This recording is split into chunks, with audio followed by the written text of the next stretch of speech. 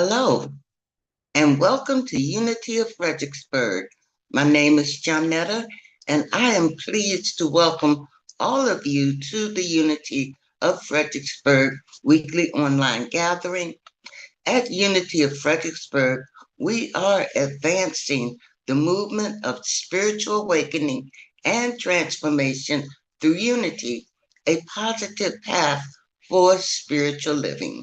We thank those of you watching on YouTube, live or later, and invite you to subscribe to our YouTube channel. If you're able to attend live, we encourage you to join us in the Zoom community room for the full Sunday morning experience, including music, prayer, and connection. Our weekly newsletter includes the Sunday service link, and you can subscribe to receive that on our website at uofva.org. For everyone local to Central Virginia, Unity of Fredericksburg offers a variety of fun and enriching in person gatherings each month. Subscribe to our weekly newsletter at uofva.org for all the details. Our message today comes from our minister, Reverend Cheryl Fair. And now, here's Reverend Cheryl. Thank you, Johnetta, and welcome everyone who is with me in the Zoom room right now, and everyone who's watching on YouTube, whether you're watching us now or later or picking us up when it gets posted on social media. We are so happy to have you as a part of the energy that is Unity of Fredericksburg. So thank you for showing up. Our broadcast date today is April 26th, and we are continuing to follow the rhythm of Unity of Fredericksburg's annual theme for 2026. And in April, our focus is being present to life. And today we're looking at that phase of life that for most of us is the longest phase of our life, adulthood. But before we get going with that, did you know that April 27th, that's tomorrow, is known as Tell a Good Story Day? Were you aware of that? I wasn't. So when I found out, I was like, well, we certainly need to start with a story today. Now, this is a story that I heard on social media. It was posted by another Unity minister. So our story begins in the modest home of a married couple. So you can imagine that couple however you want. And this is a modest home where the kitchen window kind of looks out over the backyard, and you can see the neighbor's backyard too. And the wife often of the couple is often there kind of washing dishes, looking out, and she can see the neighbor's laundry hanging out. And every time she sees the neighbor's laundry hanging out, she is muttering under her breath, I can't believe those people. They have no idea how to clean their clothes. Everything is gray and grimy, streaks of dirt. Ugh, disgusting. Well, one day, the wife is again at the kitchen doing the dishes, looks out the window, and as she does, she's taken aback by what she sees. Amazing! The neighbor's laundry is clean and bright. No more streaks of grime and dirt. Look, she says to her husband. Those neighbors finally figured out how to clean their clothes. The husband says, well, I don't know about that, but I do know what a chore it was for me to clean that kitchen window yesterday. So we all see through the lens of our own personal kitchen window, right? The lens of our beliefs. And sometimes that kitchen window gets grimy with layers of of human experience and things we've learned, right?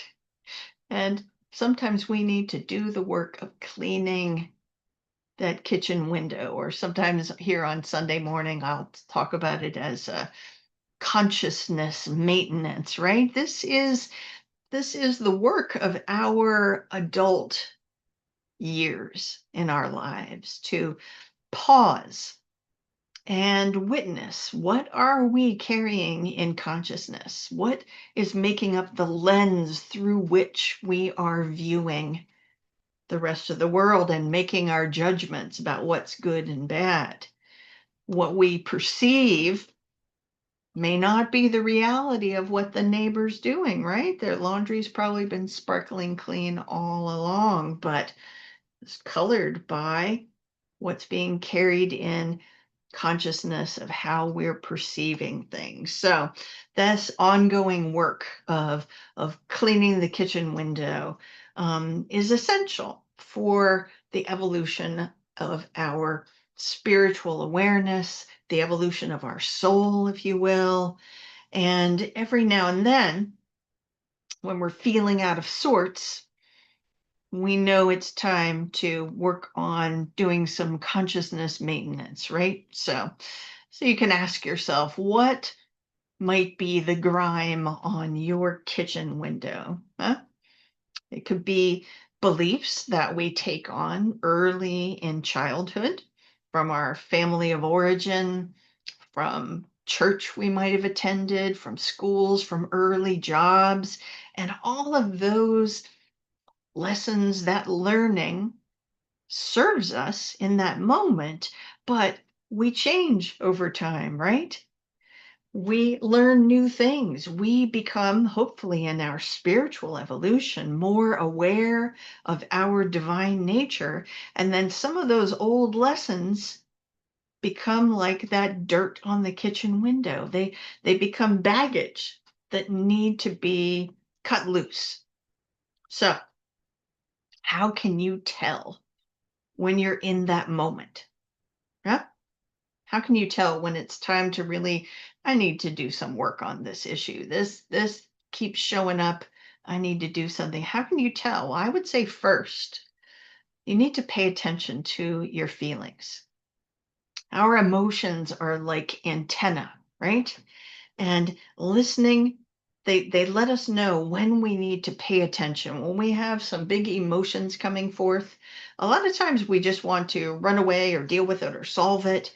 But I would suggest that our first step needs to be to pay attention. Listen. Our feelings are showing us that something's out of whack. And we need to look beyond the outer details of our lives to what's going on underneath. Are you feeling unsafe or unseen or unworthy? Or is there an attitude of judgment around the feeling, around people should do this and people shouldn't do that? I suggest really just paying attention before moving into action, before reacting. Notice, sit. And for some people, having a practice of journaling can be really revealing of just writing down what feelings are showing up, what are they showing you, and use that journal to kind of help sort of open yourself up to what's going on. Next, we want to notice our thoughts, right? And for some of us, the thoughts might seem to show up first.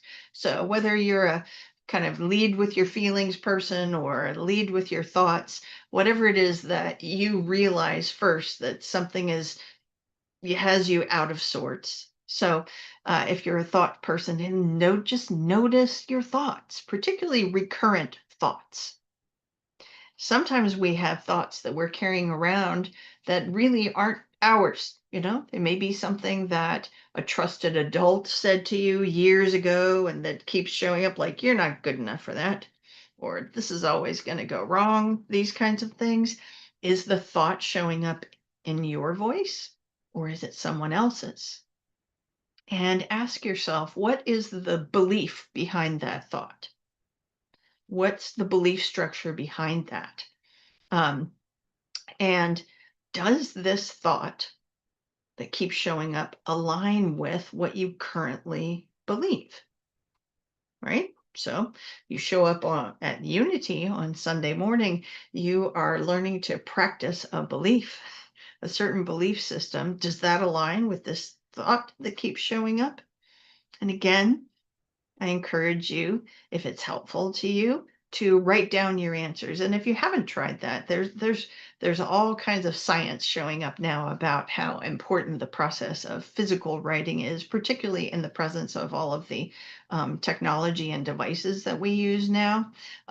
Revisiting the power of the written word. And this is written word that nobody else is going to look at. You just, have yourself a little journal and write things down, asking yourself questions and writing down what shows up. Here's a quote about this kind of process that we do as adults from Richard Rohr from his book Falling Upward. The first half of life is discovering the script, and the second half is to actually write it and own it. So this is where we kind of really, we've spent so many years kind of taking on beliefs and information. And there's a certain point where we make that shift into saying, this is what I choose to believe. This is how I show up. We're tapping into, as we do this process, we can tap into our divine power of wisdom. So in Unity, we talk about the 12 powers. The 12 powers are a set of divine aspects of the divine. These were developed by Unity founder Charles Fillmore. They are inherent. We all have them. We all have them fully every moment, all the time. And so in this process of observing and opening to what our feelings and what our thoughts are showing us, we are tapping into our power of wisdom. We are taking that moment to create space and listen to the still small voice of the divine within us, creating space to receive input from the spirit within. So here's an affirmation that goes along with that process, should you choose to give it a try. Here's the affirmation: I look within and guide my way using divine wisdom. I look within and guide my way using divine wisdom. Notice we're talking about looking within. We're not looking out into the material world to find answers to our spiritual questioning, right? This is all an inner job. All right, so we've talked about one thing that can dirty up our kitchen window, our thoughts and feelings that we've been carrying around for years. Well, another thing that could be adding to that layer of stuff that you're perceiving the world through is stories, right? We all carry stories about things that happened in the past, stories that we learned in those early environments and the interpretations that were provided by trusted adults, right? Stories are bundles of thoughts and feelings, and they carry significant meaning for us. One thing that is very interesting about stories is that they are fluid. Over time, our stories change. We change. As we look back at that event from the past, we're in a different place than we were then. We see that story in a different way. And it's so important for us to have those pauses where we revise and rewrite and rethink and re-feel how these things came about. So let's say one incident that can be particularly insightful. Let's say you have a story from your childhood. Have you ever had the opportunity, the chance to talk through an old story based on your family of origin with someone else who was also there? So say a a sibling, a cousin, an auntie, maybe your grandparent, whatever.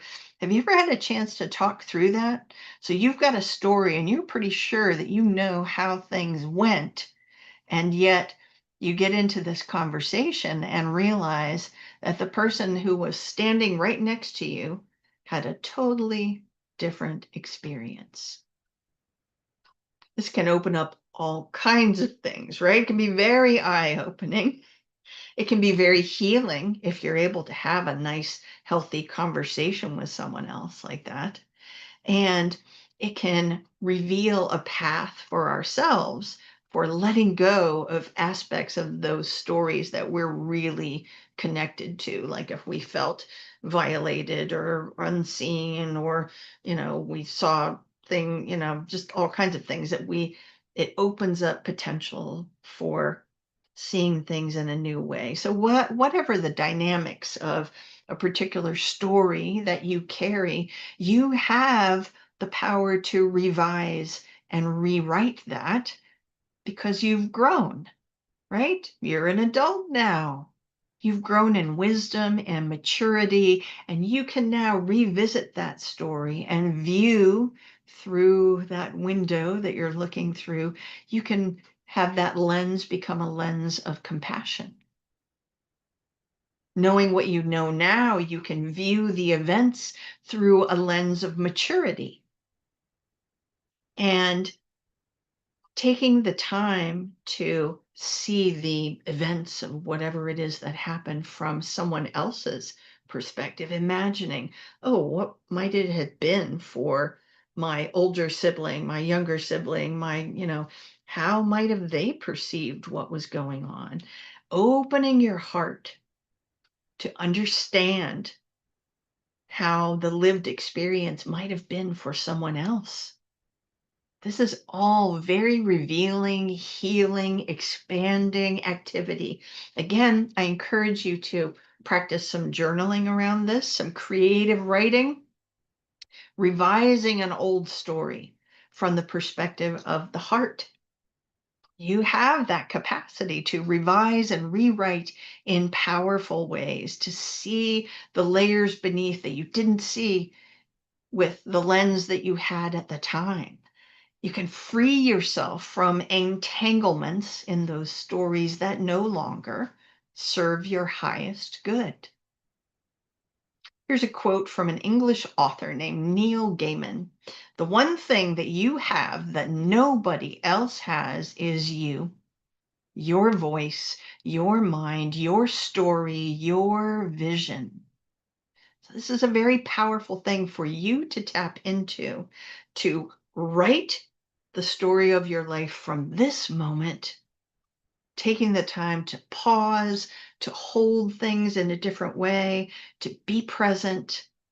Here's a quote from scripture, from the teachings of Jesus, from the Gospel of John 6:33. The words that I have spoken to you are spirit and life. Now, the way that unity approaches Jesus is as our example. Jesus showing us how we can do this activity of life. And so, what Jesus is saying there, my friends, is that your words are spirit and life. So, as you practice this opportunity to clean that kitchen window through rewriting, re-looking at an old story, you can tap into your divine power of power or mastery. This is your sovereign authority over your own consciousness.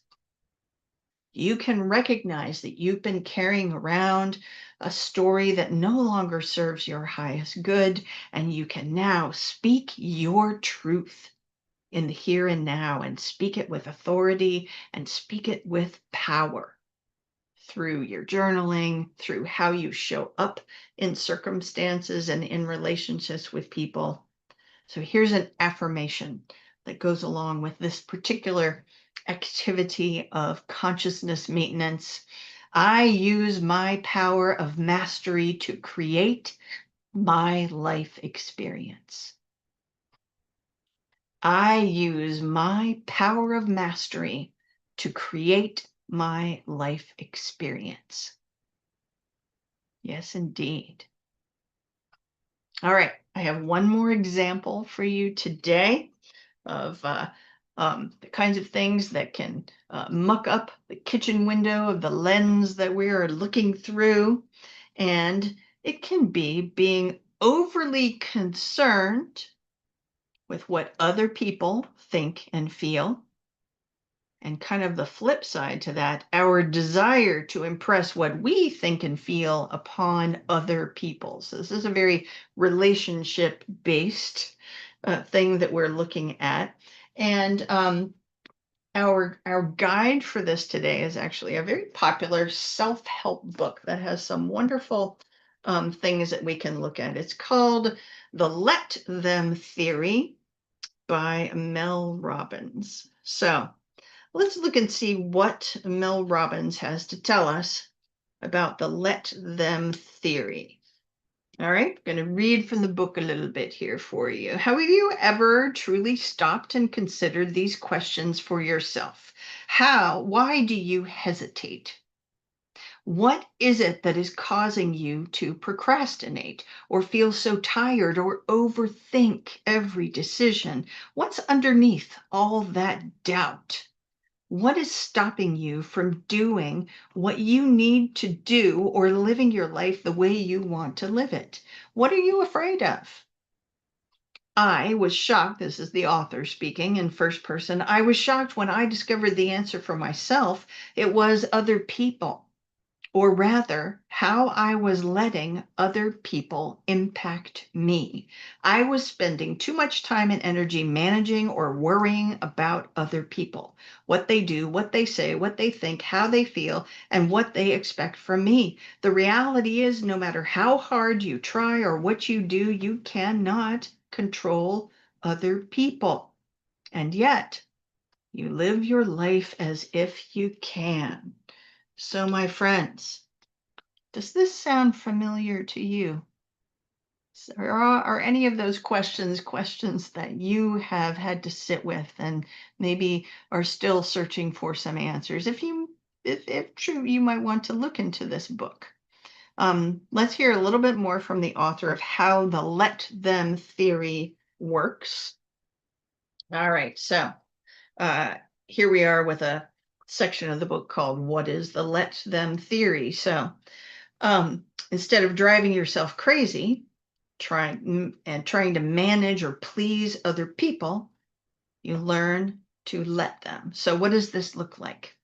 Imagine you're at work and your colleague is in a bad mood. Instead of letting their negativity affect you, you just say, let them. Let them be grumpy. It's not your problem. Focus on your work and how you feel. Or maybe your dad or someone else makes a comment about your life choices and it hits you like a brick. Instead of letting it ruin your day, just say, let them. Let them have their opinions. They don't change who you are or what you've accomplished or your right to make decisions that make you happy. The truth is, other people hold no real power over you unless you give it to them. So, when you practice saying, let them, you release your attachment to other people's stuff, right? There's no need for you to take on other people's stuff. Just let them do their thing. Now, the flip side of the let them approach is curbing our own desire to manage other people's stuff. We want to because we know better, right? We want to tell them all about it. And again, we just need to learn to let them. As long as no one is being harmed, just let them do it how they're going to do it. All right, let's hear a little bit more. Okay, so There is one thing you will never be able to control, no matter how hard you try. You will never be able to control or change another person, no matter how much we want to, even our children. Oh my goodness. The only person you are in control of is you, your thoughts, your actions, your feelings. The fact is, not every email warrants a response, and not every conversation needs your participation. You do not always have to have the last word.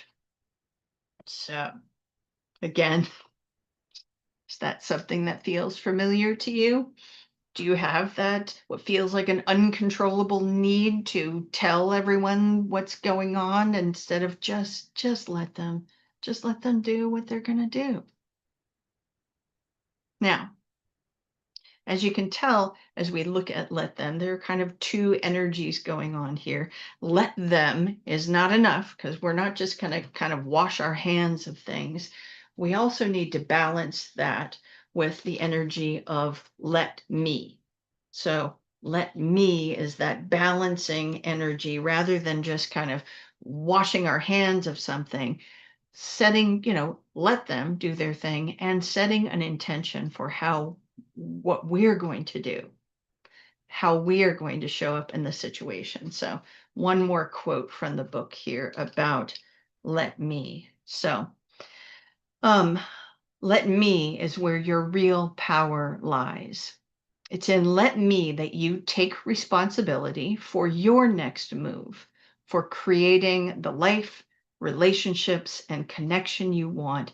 Without this step, you find yourself disconnected rather than empowered. So you have to have a healthy balance of let other people think what they're going to do, do what they're going to do. Let you, let me choose how I'm going to be. Now, you might notice that this activity of let them, let me is similar in energy to spiritual practices that have been taught in unity from the very beginning. The practice that was originally called denial, balanced with affirmation.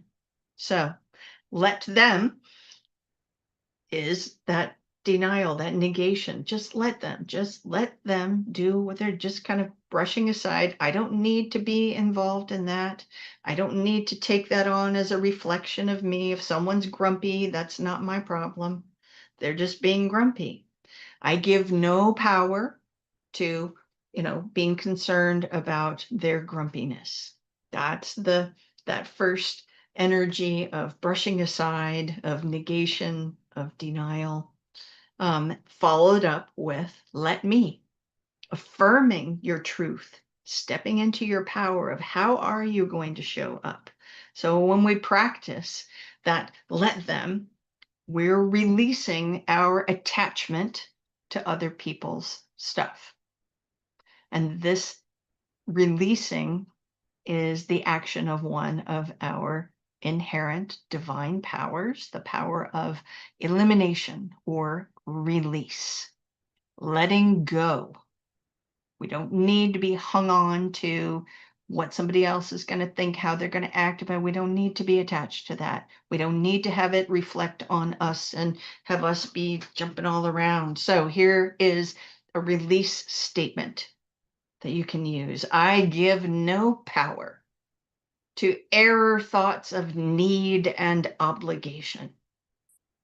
I give no power to error thoughts of need and obligation. And then we want to balance that. Okay, we've cleared a space, we've let go. We want to balance that with an affirmation. I let go with ease and stand in my truth with confidence. I let go with ease and stand in my truth with confidence. Here's a quote from Unity founder Charles Fillmore, who developed the 12 powers. We must learn to let go, to give up, to make room for the things we have prayed for and desired. So it's that motion of letting go and then refilling, right? Or in the words of an old Zen proverb, let go or be dragged, right? Because the longer you choose to continue to be fussing over other people's stuff, the more you're just going to be dragged through whatever the situation is. So, letting go is yet another way of cleaning that kitchen window, huh? So, just to review, we want to first just witness what's going on. Pay attention to what's going on in your lives. Pay attention to those feelings coming up instead of trying to fix them right away. Notice, be present, do some writing, do some reflection. I invite you to try some of these practices we've talked about today, journaling, imagining new stories, using these statements of release and affirming, all in this ongoing activity that is ours to do through our adulthood of consciousness maintenance, of being present to what we are carrying in consciousness, doing some house cleaning and tidying up, letting go of what no longer serves us. So we're going to take all of this that we've been talking about and move it into our time of meditation together. So I invite you to take a deep breath with me.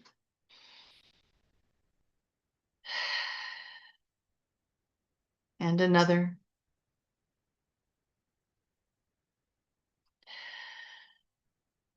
And just settle into this moment. Just quieting the mind, opening our awareness to this current moment, and reflecting on moments of challenge, situations that are challenging in your life. Just imagine brushing them aside, the gentle movement. Let them, let them be. And as you clear out that space, as Charles Fillmore used to say, let that release be like the gentle motion of clearing cobwebs out of your way. Then imagine yourself filling that space from the infinite well of wisdom within. Let me be wise. Let me be faithful. Let me be understanding and compassionate. Let me be love. Let's move into a time of stillness together.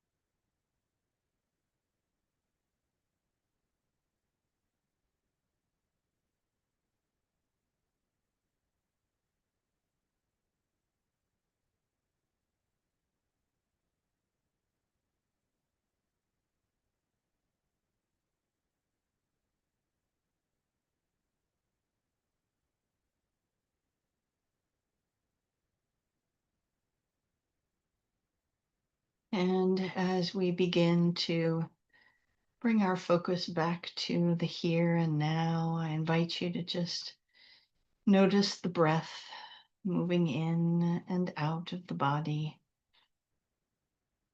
Notice the body sitting in the seat as you begin to open your eyes. Just notice everything in your environment, the colors, the shapes. Notice the air on your skin, the sound in your environment.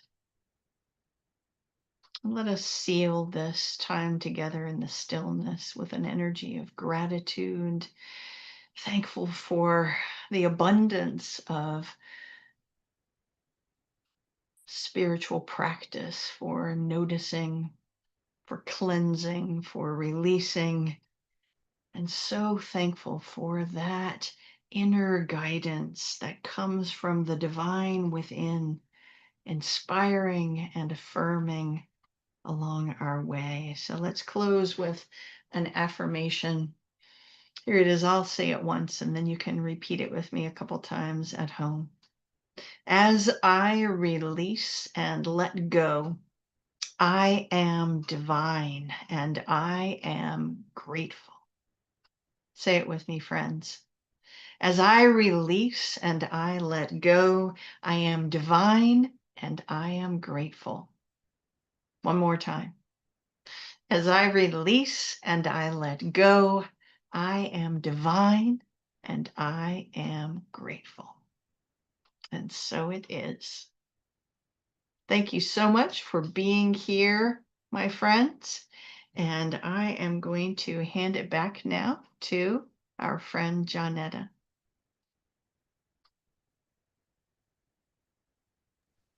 Hey, all right. Thanks for watching the weekly broadcast from Unity of Fredericksburg. Visit our website, uofva.org, to learn more about our mission of spiritual awakening and transformation, and support our ministry with your financial donation. Thanks again for watching.